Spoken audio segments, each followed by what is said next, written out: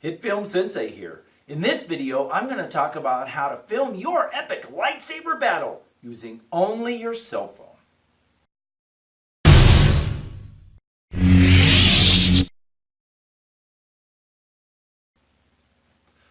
So I personally own an LG G3 cell phone. I believe that this cell phone has a pretty good camera. The camera settings include 1280 by 720, 1920 by 1080, and 3840 by 2160. So if I'm making a film, say for example in 720, but I film in 1080 or even 2160, that gives me a lot of wiggle room to crop, zoom, pan, add special effects like shake and things like that without needing to worry about resolution problems or the edge sliding in a little bit. The downside to filming in those higher resolutions is that my computer has a tendency to lag when I'm trying to edit and hit film. So because of that, I generally film in that 720p. The most important thing that I can say about filming is to follow this golden rule. Hope for the best, but prepare for the worst. That's it. Things are going to go wrong, and you need to be ready to problem solve when they do. Here's an example. When we started filming, we had picked out the location, the costumes, and the time of day. I had made all the props, had written down the complete shot list, checked the weather, and had a fully charged cell phone along with a tripod and my homemade Steadicam. What could possibly go wrong? So we were having a great time and things were going real well until the first thing went wrong. My cell phone overheated about halfway through the shoot and it shut itself down.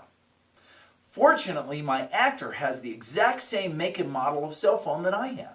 So we pulled that out, we fired it up, started to use it. That's when my cell phone came back on and said, hey, no, I'm okay. So, I'll tell you what though, we were very lucky because it could have been a lot worse. If my phone had not come back and we didn't have a backup phone, we would have been in real trouble. Next time I'll bring a cooler to put the phone into, and that way if it's really hot and it shuts down, we can cool that thing off right away. Then, we were most of the way through the shoot when this happened. Action. Oh, no! Now we could be in trouble. Okay, end of the movie. Cut! Uh-oh.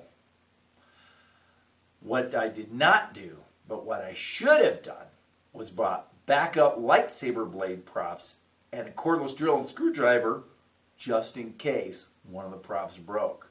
I should have anticipated that that might happen and been prepared. Without that preparation, I ended up having to cut the fight shorter than I wanted. I ended up rewriting the ending so that the Jedi simply covered off after the last exchange that we had filmed. Then I filmed the Sith making his final attack towards the camera. The problem was I didn't have a blade for the Jedi. So my solution was to take the end caps off of the Jedis, these, and replace them onto the Sith blade like this. Right?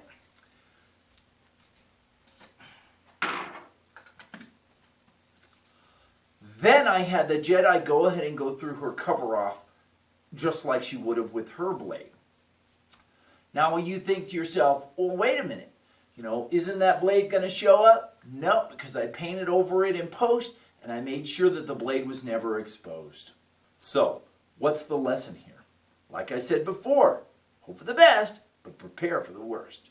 Before you start going out and filming, try to brainstorm every possible thing that could go wrong and pre-plan some solutions. It's better to have a plan before you go in than to simply go seat of the pants when you're there, right? You can always modify the plan, and you'll definitely have more options if you do. Good luck on your project, and thanks for watching.